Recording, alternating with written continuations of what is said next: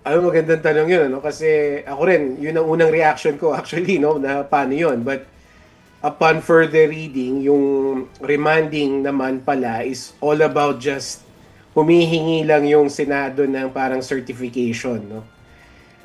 Wala naman, well, at least sa pagkabasa ko, wala namang utos na baguhin or dagdagan o bawasan yung articles of impeachment. So, basically, kung ano yung naipasa sa Senado at ito yung kasama doon, yung attached doon sa summons, yun pa rin yung sasagutin ni Vice President Sara Duterte. No? So, nagkaroon lang ng parang drama ng kaunti doon sa, hindi kaunti, ng maraming drama doon sa pag-remand kasi ang parang lumalabas kasi parang may utos, no, na review nyo yung articles.